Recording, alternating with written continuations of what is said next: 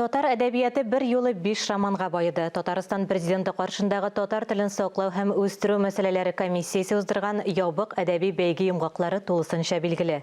Роман язучылар Несели матбугат очрашуыннан махсус репортаж.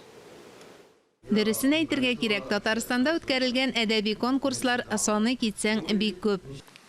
Ләкин мондый масштабтагы конкурс бөтен жанрлар буенча, бөтен жанрларны иңләгән һәм мондый приз фонды булган конкурсның әлбәттә моңарчы татар әдәбият тарихында булганы юк иде. Бары тик бер генә жанр нигезләмәгә кертелмәгән, ул да булса драма әсәрләре. Әмма аннан башка да конкурска барлыгы 1000 тирәсе әдәби әсәр кабул ителгән. Шуларның 15-е роман. Алар арасыннан жюри иң әйбәт язылганнарын сайлап алды. Февраль айы башында романнарның авторлары Зөлфәт Хәким, Фирдүс Гыймалдинов, Равил Сабыр булуы ачыкланды.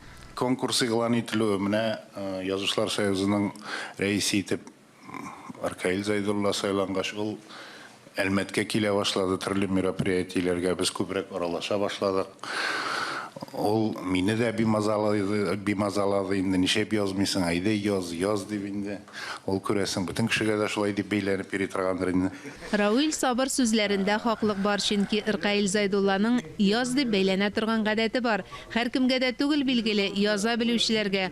Ул исемлеккә Фирдүс Гыймалдинов та кертелгән. Беренче хикәясен бастыруда әле күптән түгел укучыларга Казан утлары журналы аша тәкъдим ителгән Буа романына исем куюда аның өлеше зур.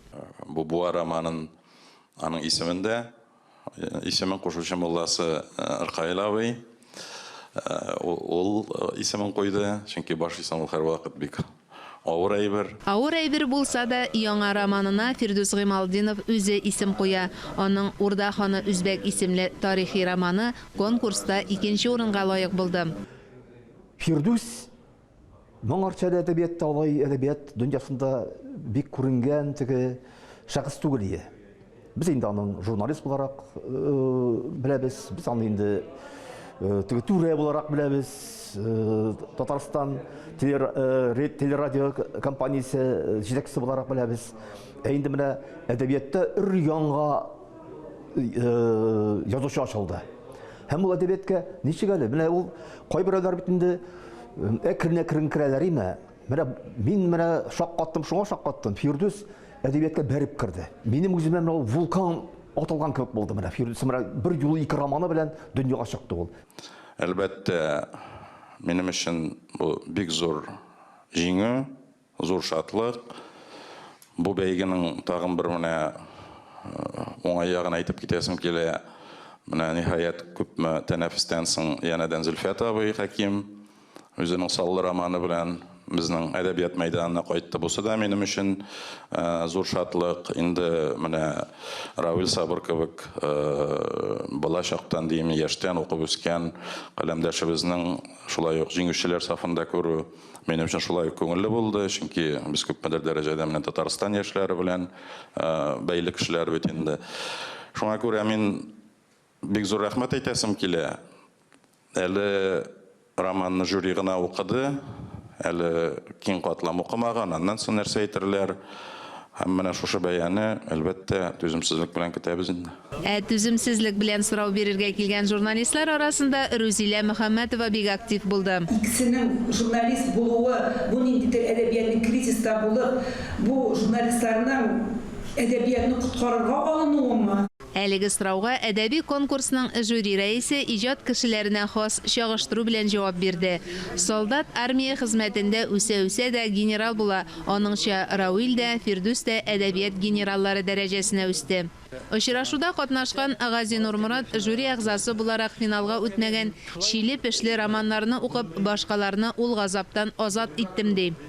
Аларда менә фәкать хикәяләр бар. Булайтты, тегеләйтте, хәтта аларда ни дә юк. Диалоглар да юк.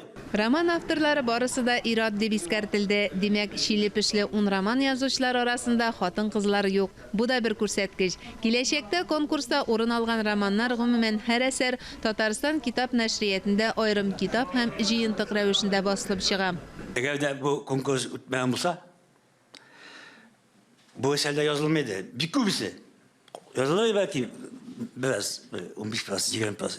Lakin bu kadar bizim edebiyat bu kadar canlılığından fit almasıydı. Bu bir zor iş buldu benimce. Yani edebiyatga şunday ihtibar hükümet tarafından. Татарстан президенты Рөстәм Миңнеханов ярдәмендә үткәрелгән әлеге конкурс ел сайын булмаса да киләчәктә дә дәвам итәчәк. Һәр хәлдә конкурсның жюри рәисе шулай дип белдерде. Нигезләмә шартларына бераз төгәллек кертүдә кирәк дип тәкъдим итте матбугат очрашуында катнашучылар. Мөршидә Җиһан, Таһир Хәсәнов, Татарстан яңалыклары.